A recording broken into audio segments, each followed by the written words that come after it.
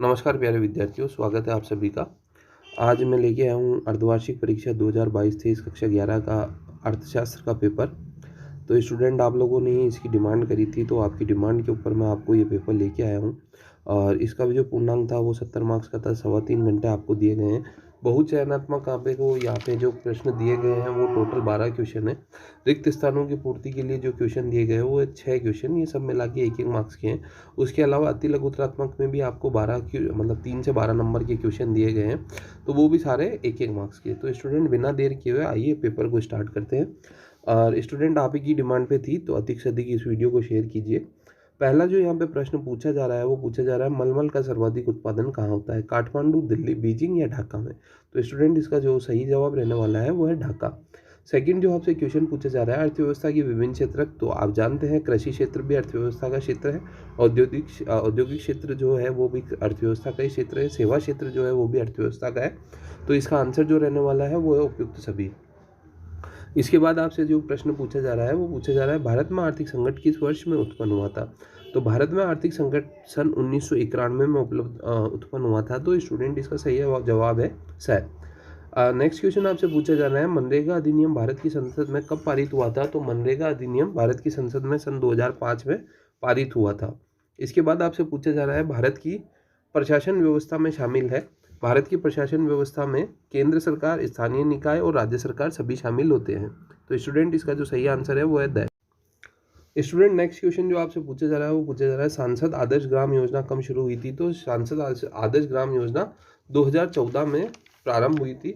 Student इसके बाद पूछा जा रहा है, जब कोई व्यक्ति अपनी आवश्यकताओं की संतुष्टि करने के लिए कोई चीज़ खरीदता है तो वो क्या कहलाता है? तो वह उपभोक्ता कहलाता है। आंकड़े के प्रकार होते हैं, तो आप जानते हैं आंकड़ों के प्रकार 2 होते हैं, प्राथमिक और द्वितीयक। तो इसका आंसर रहने वाला है स। इस स्टूडेंट इसके बाद जो नेक्स्ट क्वेश्चन वो आपसे पूछा जा रहा है वो पूछा जा रहा है, अप्रत्याशित त्रुटियों का उदाहरण। तो अनुत्तर संबंधित त्रुटियां जो होती है वो अप्रत्याशित त्रुटियां कहलाती है। इसके बाद नेक्स्ट क्वेश्चन पूछा जा रहा है, जब आंकड़ों का वर्गीकरण भौगोलिक स्थितियों के आधार पर किया जाता है तो उसे क्या कहा जाता है? तो देखिए यहाँ पे भौगोलिक स्थिति के बारे में, तो ये स्थानिक वर्गीकरण कहलाएगा स्टूडेंट। इसके अलावा आपसे पूछा जा रहा है स्टूडेंट, यहाँ जो आपसे क्वेश्चन पूछा जा रहा है वो पूछा जा रहा है, तोरण के द्वारा आलेखी रूप में निम्न की स्थिति जानी जा सकती है। तो यहाँ पे उत्तर रहने वाला है वो है माध्यिका की। नेक्स्ट जो आपसे क्वेश्चन पूछा जा रहा है वो पूछा जा रहा है, केंद्रीय प्रवृत्ति के माप है। तो समांतर माध्य, माध्यिका, बहुलक, यानी कि इसका जो उत्तर रहने वाला है वो रहने वाला है उपरोक्त सभी, यानी कि सभी केंद्रीय प्रवृत्ति के माप कहलाते हैं। स्टूडेंट इसके बाद आपसे रिक्त स्थानों की पूर्ति के लिए प्रश्न पूछे जा रहे हैं। तो जो पहला क्वेश्चन यहाँ पे पूछा जाए वो पूछा जा रहा है, भारतीय सांख्यिकी संस्थान की स्थापना किसने की थी? तो इसकी स्थापना महालनोबिस ने की थी। इसके बाद सेकंड जो आपसे क्वेश्चन पूछा जा रहा है स्टूडेंट वो पूछा जा रहा है, सभी केंद्रीय करों पर कितना प्रतिशत जो है वो शिक्षा उपकर लगाया जाता है? तो सभी केंद्रीय करों पर 2% की दर से शिक्षा उपकर लगाया जाता है। इसके बाद आपसे नेक्स्ट क्वेश्चन पूछा जा रहा है, केरल प्रांत में निर्धन महिलाओं का सामुदायिक बैंक का नाम क्या है? तो वहां पे जो सामुदायिक बैंक निर्धन महिलाओं के लिए बनाया गया है उसका नाम है कुटुंबश्री। नेक्स्ट क्वेश्चन आपसे पूछा जा रहा है, सांख्यिकी किन चीज़ों का समाधान करती है? तो ये आर्थिक जो है उनका समाधान यहाँ पे करती है, गैर आर्थिक चीज़ों का समाधान करती है। चर के अधिकतम एवं न्यूनतम प्रेक्षणों के बीच के अंतर को कहा जाता है। तो चर के अधिकतम एवं न्यूनतम प्रेक्षणों के बीच के अंतर को पारस कहा जाता है। द्वितीयक चतुर्थक हमेशा माध्यिका के बराबर होता है। तो स्टूडेंट यहाँ पे आप लोगों के जो रिक्त स्थानों की पूर्ति करने वाले प्रश्न थे वो खत्म हुए। अब आप मेरे को बता दीजिए कमेंट करके आपके कितने नंबर आ रहे हैं और कितने क्वेश्चन आप लोगों ने यहाँ पे सही किए। इसके बाद स्टूडेंट अपन आगे की तरफ चलते हैं। यहाँ पे आपको अति लघुरात्मक क्वेश्चन देखने को मिल रहे हैं। तो अति लघुरात्मक क्वेश्चन में पहला जो क्वेश्चन पूछा जा रहा है वो पूछा जा रहा है, टाटा आयरन स्टील कंपनी की स्थापना कब हुई थी? तो टाटा आयरन स्टील कंपनी की स्थापना 25 अगस्त 1907 को जमशेदपुर में हुई थी और इसकी स्थापना की थी जमशेदजी टाटा। इसके बाद आपसे पूछा जा रहा है, विपणित अधिशेष क्या होता है? विपणित अधिशेष का तात्पर्य है कृषि उपज का वह भाग जो किसानों द्वारा बाजार में बेच दिया जाता है, विपणित अधिशेष कहा जाता है। रुपयों के अवमूल्यन से आप क्या समझते हैं? तो इसका जो आंसर रहने वाला है वो रहने वाला है, जब कोई देश मुद्रा की विनिमय दर अन्य देशों की मुद्राओं से कम कर दिया जाए ताकि निवेश को बढ़ाया मिले, तो वह रुपयों का अवमूल्यन कहलाता है।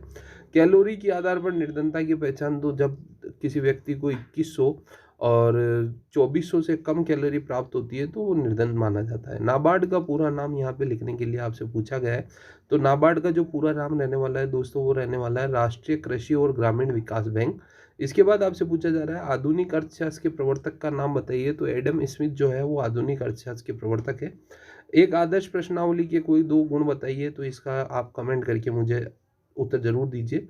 अपरिष्कृत आंकड़े किसे कहते हैं, कमेंट करके बताइए। दंड रेखा आरेख कितने प्रकार के होते हैं, नाम बताइए, तो दंड रेखा आरेख 2 प्रकार के होते हैं, साधारण और बहु अवयवी। माध्यिका का अर्थ लिखिए, तो माध्यिका का अर्थ मैं आपको बता देता हूँ, वह संख्या जो दी गई संख्याओं के बिल्कुल बीच में आती है माध्यिका कहलाती है। इसके बाद आपको लघुत्तरात्मक क्वेश्चन में जो क्वेश्चन पूछा जा रहा है, तो यहाँ पे आपको डिटेल आंसर देने हैं इन सभी के, तो आप लोग इनके दे सकते हैं। इसमें एक 18 नंबर का क्वेश्चन है, वो ज़रूर मैं आपको सॉल्व करके बता सकता हूँ। तो इसमें यहाँ पे आपसे पूछा जा रहा है समांतर माध्य की गणना आपको करनी है, तो जब ये जो आंकड़े दिए गए 8 9 7 8 5 10 8 और 9, तो जब आप इनकी गणना करेंगे तो इसका आंसर आएगा 8। इसके बाद दीर्घ उत्तरीय क्वेश्चन है जो भी आपको विस्तृत रूप से देने हैं, तो इनका आंसर भी आपको खुद को लिखना पड़ेगा स्टूडेंट। इसके अलावा आपसे जो बड़ा क्वेश्चन निबंधात्मक पूछा जा रहा है उसमें निजीकरण और वैश्वीकरण के बारे में पूछा जा रहा है स्टूडेंट, बहुत ही इंपॉर्टेंट क्वेश्चन होता है निजीकरण वैश्वीकरण। और इसके बाद जो आपसे स्टैटिक्स के लिए इंपॉर्टेंट क्वेश्चन पूछे जा रहे हैं स्टूडेंट, वो इंपॉर्टेंट क्वेश्चन यहाँ पे 27वां नंबर का क्वेश्चन मैं देख पा रहा हूँ। यहाँ पे आपसे माध्यिका ज्ञात करने के लिए बोला गया है। यहाँ पे आपको कंटिन्यूस सीरीज दी गई है और उसमें माध्यिका निकालने के लिए बोली गई है, तो इसके जो सही उत्तर होने वाला है वो होने वाला 55। और इसी में एक अथवा के अंदर क्वेश्चन और देखने को मिलता है स्टूडेंट, तो अथवा के साथ में जो क्वेश्चन है उसमें आपको सारणी दी गई है, वो भी आपकी जो सारणी है वो कंटिन्यूस है और यहाँ पे आपको बहुलक निकालना है। तो यहाँ जो बहुलक का आंसर रहने वाला है स्टूडेंट वो रहने वाला है 12.5।